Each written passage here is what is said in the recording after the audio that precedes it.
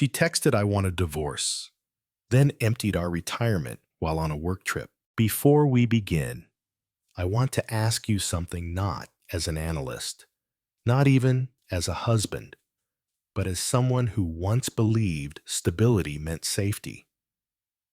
Have you ever been blindsided by a message so simple yet so final that it rewrote everything you thought was secure? What would you do if your entire life changed in a single line of text?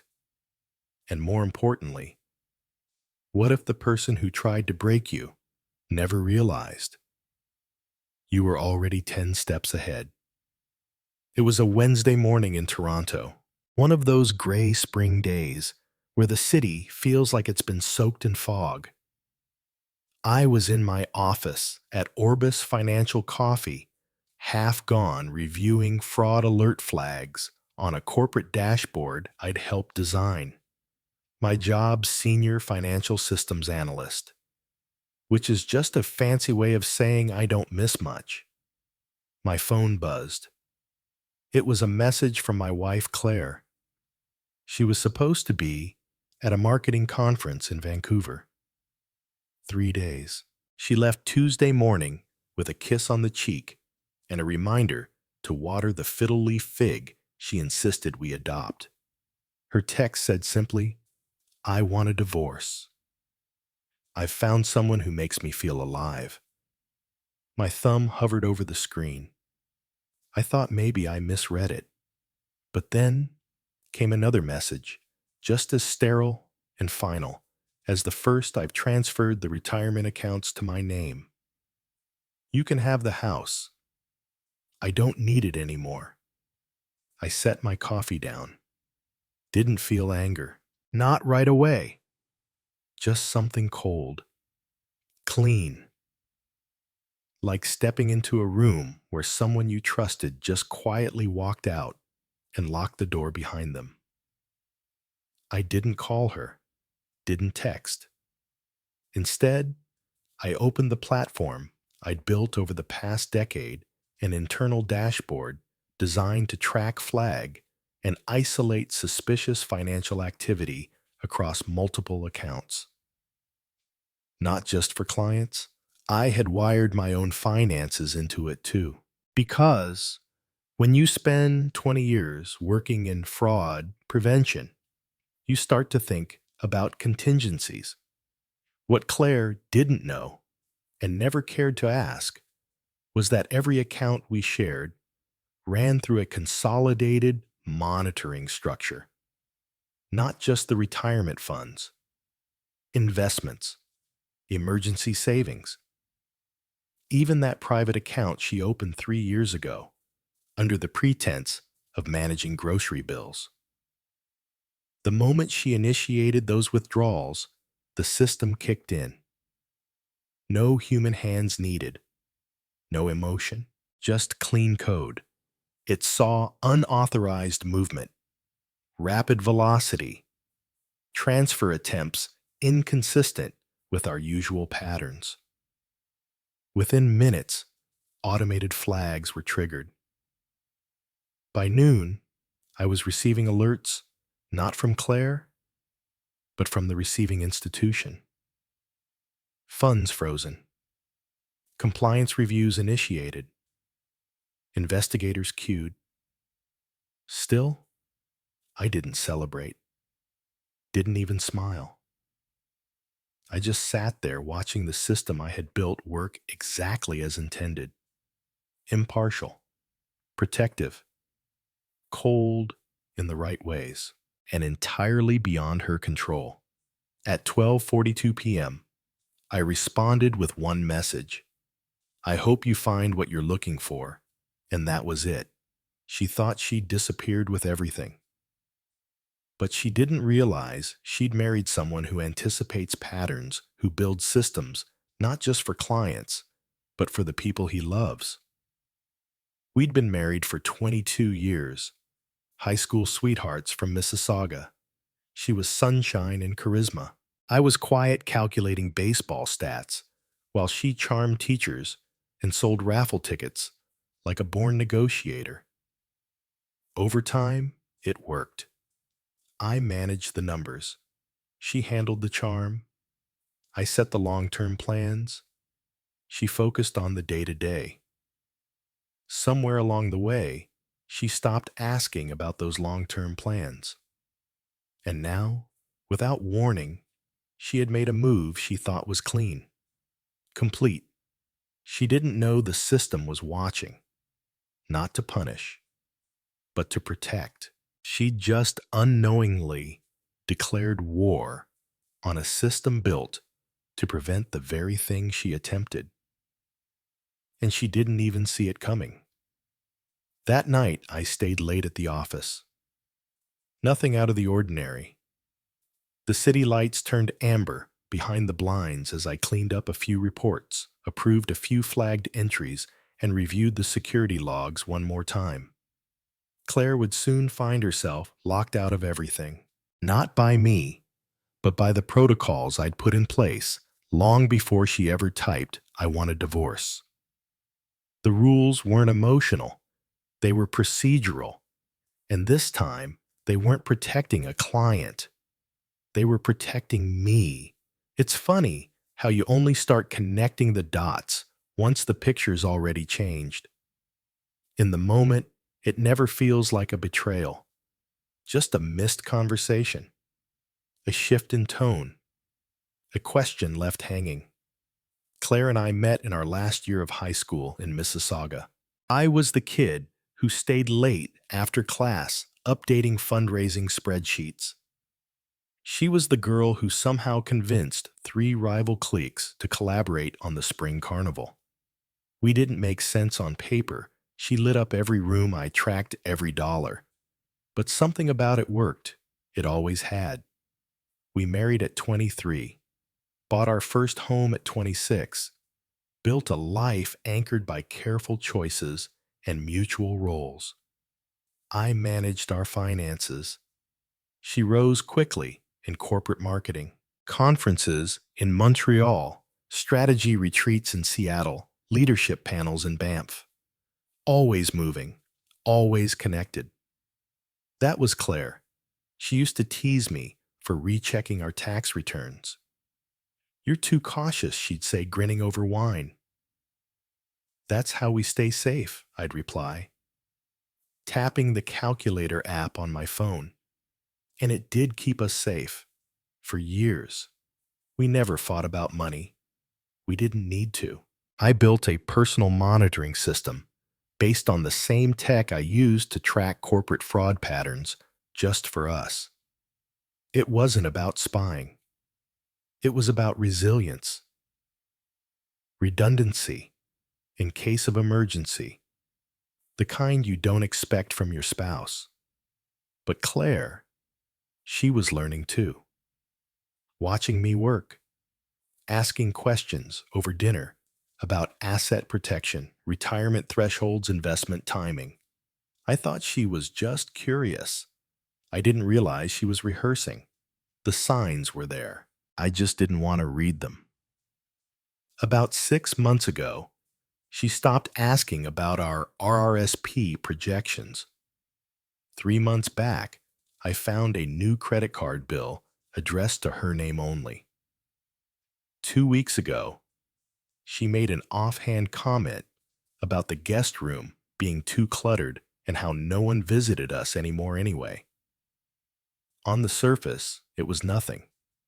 But people rarely announce their exits out loud. I remember Tuesday night before her flight. We had salmon for dinner, roasted vegetables, quiet jazz playing in the background. She looked at me over the rim of her wine glass and asked, "How much do we actually have in retirement savings?" I answered, like I always did, just under 900,000 between both our accounts. Why? She smiled. Just curious. I nodded. Didn't think twice, but now I can see it. That wasn't curiosity. That was reconnaissance. It wasn't until after she'd gone that I rechecked the internal logs on our home network. My system keeps background pings of login times even for household financial apps. Claire had been accessing our portfolio summaries late at night, right after conference calls. She had been studying my dashboard like a blueprint, mapping the architecture of our financial life like someone looking for a weak point. Except there weren't any. Because after a failed audit at a client firm 5 years ago nearly cost them $3.2 million, I rebuilt my system from scratch. Every joint account was monitored. Every threshold had tripwire detection. Nothing could move without dual authentication. And while Claire thought she knew the system, she didn't know what it could do when it was tested. I didn't confront her that night. I didn't say anything at all. I just watched her pack. She hummed as she zipped her suitcase, kissed me lightly on the cheek like nothing was wrong, told me to feed the plant. Then she was gone. 3 hours later, her first unauthorized transfer attempt triggered the system. 5 figures redirected to a new private account, labeled Personal Restructure. It sounded so clinical, so tidy. She thought it would go through unchallenged. She didn't know that every transfer above $10,000 required an embedded delay flag, even on mobile. A 12-hour hold, automatic compliance notification, pattern recognition overlay. She thought she could move faster than the system. She was wrong. Still, I didn't respond. I didn't call her family. I didn't forward the emails. I let the silence hold. Not because I was being cruel, because I wanted to see how far she thought she could go. By Thursday evening, her accounts were frozen. Every dollar flagged.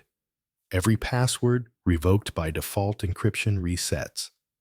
The system had done its job, and I had done mine long before she knew she was crossing a line. That night, I made a simple dinner, watched a few market updates, and opened the alert console one more time. She'd tried to access funds again, this time from a hotel Wi-Fi connection, labeled Pacific View Guest. Same device, same desperation, same failure. People don't just change overnight. They evolve toward what they already are. And Claire was no longer someone I recognized. But the most unsettling part wasn't what she tried to take. It was how well she thought she'd succeed. By Friday morning, the air in Toronto felt sharper than usual. A breeze was picking up off the lake, sliding between the buildings like it had a message to deliver. Maybe that's why I noticed the vibration in my phone immediately. Maybe I was ready for it. The name on the screen said Claire. It was the first time she'd called since her messages 2 days earlier. I let it ring once. Then I answered. "Ethan," she said quickly. "My cards aren't working." Her voice had that careful edge, the one she used on conference calls when she was trying not to let a client hear the panic under her smile. "Have you checked your balance?" I asked. "Zero," she said. "I don't understand. I transferred everything." She stopped herself mid-sentence. "What did you do?" "Nothing," I replied truthfully. The fraud detection system triggered automatic freezes on large irregular withdrawals from protected accounts. Federal regulations require review before release, especially when dual authorization is missing. Silence. The kind that fills a hallway after someone closes a door too hard. "Ethan." "I didn't steal," she said, trying to regain her footing. "It was still ours. I just needed to get ahead of things." I didn't answer that. She hung up, and I sat there, staring at the quiet reflection of myself in the dark screen. Something had shifted. It wasn't the betrayal, I'd already processed that. It was the speed, the structure, the brutal efficiency of her plan. She hadn't just wanted to leave me. She wanted to erase me financially in one stroke. But I wasn't a variable she could delete. By 2 p.m., the receiving institution's compliance officer called me directly. Mr. Walker, our systems flagged several high-value transfers from your household retirement accounts. They've been placed on regulatory hold pending verification. I confirmed the freeze, provided backup documentation, explained the system I'd built that had caught it in real time. The officer paused, then said, "Honestly, we wish more clients had systems like yours. We're looping in the regulatory auditors now. It'll be at least a week before anything moves." And with that, the trap was sealed. Claire thought she was being clever, calculated, surgical. She didn't understand she was playing inside a machine I designed. I hadn't set out to protect myself from my wife. I'd set out to protect us both from the unknown. She'd chosen to become the unknown. The next day, I went for a long walk along the waterfront. People were out with dogs. Joggers passed me. A food truck played soft jazz. It all felt ordinary, unchanged. But in my chest, there was a weight I hadn't noticed until it started to lift. I checked my email when I got home. 23 unread messages from Claire. I didn't open them. I didn't need to. Sunday evening, she called again. I answered. She sounded tired, smaller. "Ethan, you need to call the bank. Tell them it was authorized. I can't access anything. I'm stuck." "Where are you, Vancouver?" she said too fast, then added, "With friends." "Vancouver isn't Phoenix," I said. Silence. "It's complicated," she whispered. "I'm sure it is." She didn't call again that night. I knew what was happening behind the scenes. My system had flagged 3 more attempted credit card applications tied to our home address. All were denied. Fraud markers attached. Regulatory review spreading like dye in water. Claire was running out of room. On Monday morning, I met with my lawyer, William Brooks, a former forensic banker turned legal specialist. He looked over everything I had prepared: the system logs, the flagged transfers, the failed access attempts. "This is textbook attempted misappropriation," he said calmly. "You've done more than most would ever think to do."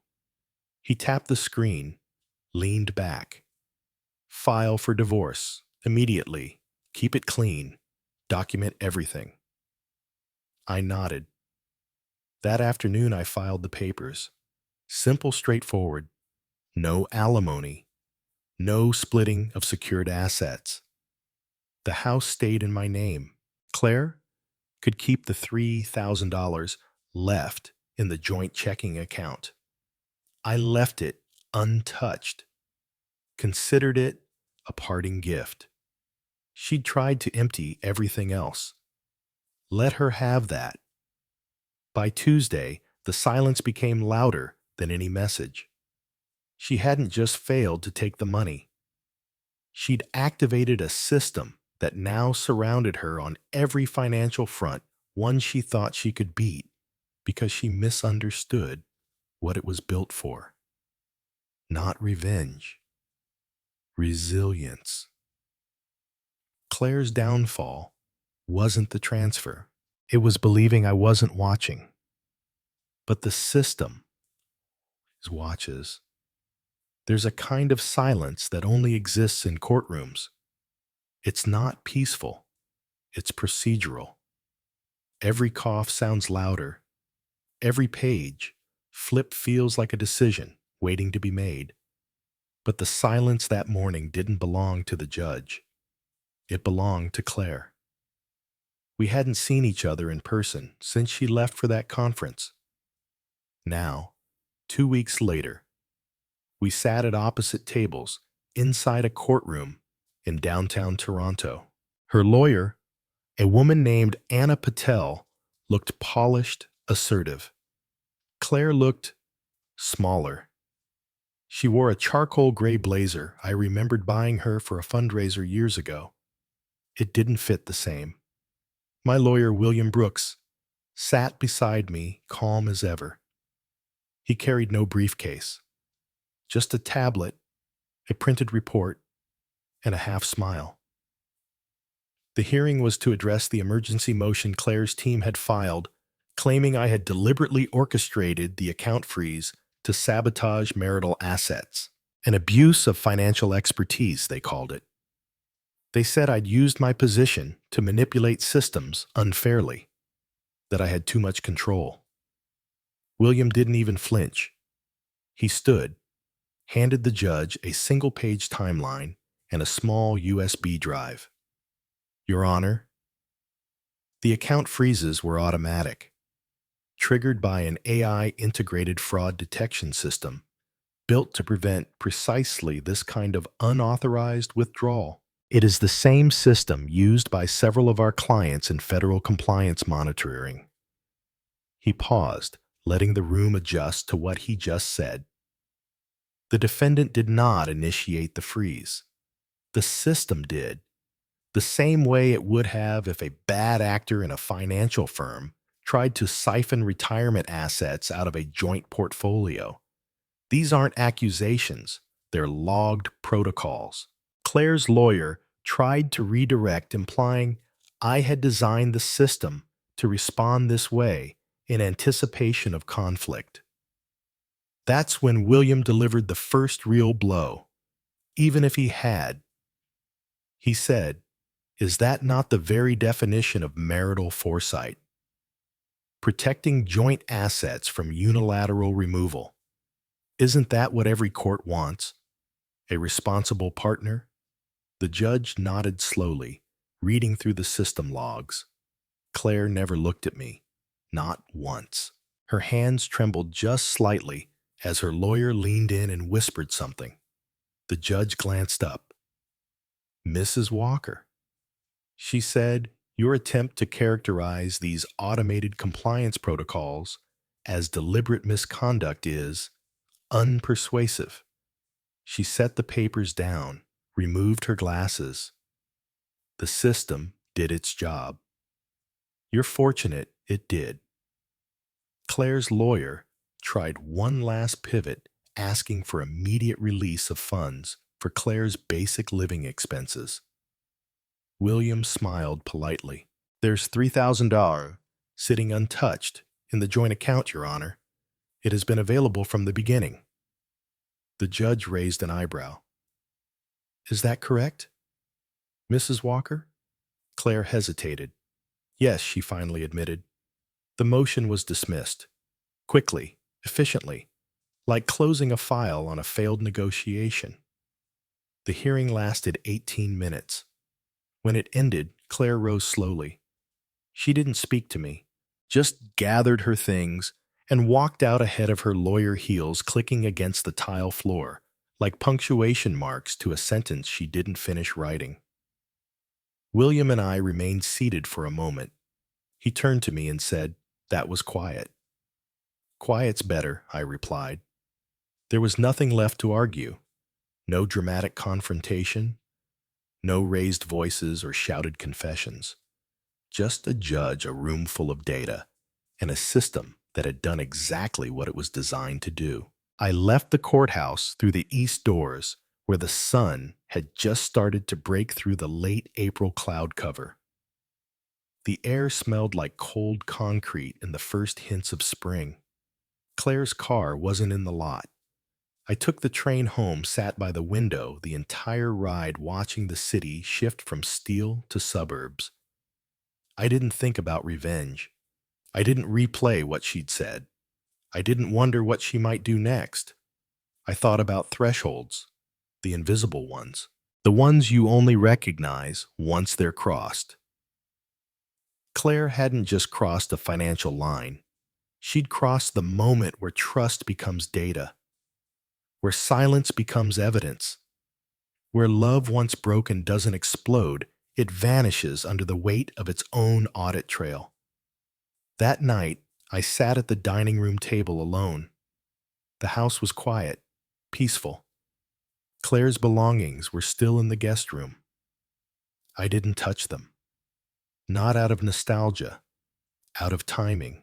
There's a right time for cleaning out a chapter, and I wasn't quite there yet, but I was close. The strangest part of peace is how uneventful it feels when it finally arrives.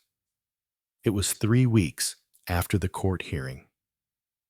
The house was quieter than usual, not in a haunting way, but in the way a place feels once it's finally yours again. Even the walls seemed to breathe differently. No movement in the guest room, no half-zipped luggage, no missed calls. Claire hadn't reached out again. No texts, no emails, not even the kind of vague, late-night apologies that try to erase intent with timing. I wasn't expecting one. I wasn't hoping for one either. I had already started something new. I took a consulting contract in Kingston short-term quiet work, financial systems integrity for a startup trying to scale responsibly. They didn't need high drama. They needed discipline. Someone who could build quiet barriers against noisy decisions. That I could do. I also started teaching part-time at the College Forensic Finance and Ethics. Twice a week, a classroom full of students scribbled notes as I showed them how fraud doesn't always look like theft. Sometimes it looks like silence, like a shared password, like a forgotten agreement. And sometimes it looks like a smile across the dinner table from someone already planning their exit. My favorite line to tell them was simple: build systems that protect even when your heart can't. They always wrote that one down. I never told them about Claire. Didn't need to. Because the lesson wasn't about her. It was about what happens when you trust blindly in people, but wisely in process. There's no villain in my story with a mustache to twirl. Just a person who made a calculated choice and assumed I wouldn't notice. Or worse, assumed I couldn't stop her. But systems don't need revenge. They need clarity. And mine had plenty. 2 months after the divorce was finalized, Claire's lawyer emailed William with a quiet inquiry. She wanted access to personal items left in the house. We arranged a time. She didn't come herself. Sent someone else. No note. No message. No explanation. Just boxes, packed and gone by noon. And just like that, it was over. Officially, entirely, clean. I sat on the back porch that evening watching the light stretch across the yard. There was still a hollow space where her laughter used to live, but it wasn't painful anymore. Just quiet. I had kept the fiddle leaf fig alive, watered it once a week like she asked. It had grown taller, strangely enough. Thrived even. Maybe some things can survive after the person who planted them walks away. The final letter from the bank arrived the next morning, a confirmation that all retirement assets had been restored. No funds released to Claire. No further action pending. System audit. Complete, it said at the top. That line stayed with me. System audit complete. It wasn't just about the money. It was about my life, the relationship, the trust, the person I used to be, the one who believed stability meant safety. That line of thinking had cost me more than dollars. It had cost me years of ignoring red flags out of loyalty. But it hadn't destroyed me because I'd built a system, and the system had held even when the heart cracked open. Even when the betrayal arrived as a text message from a hotel room across the country. Even when love pretended to be honest while it siphoned everything away, it held. And now, so did I. That weekend, I boxed up old photo albums, not to throw away, just to put away. I wasn't bitter. I wasn't angry. I was simply ready to let silence fill the space where explanations used to matter. And that's the thing about justice. It doesn't always roar. Sometimes it comes quietly. In a courtroom, in a financial report, in the stillness of a house that no longer hides anything. I poured a cup of coffee, stepped outside, and watched the trees sway in the early summer wind. No calls, no messages, no unfinished plans. Just a man, a system, and a second chance that didn't need to be dramatic. It only needed to be honest.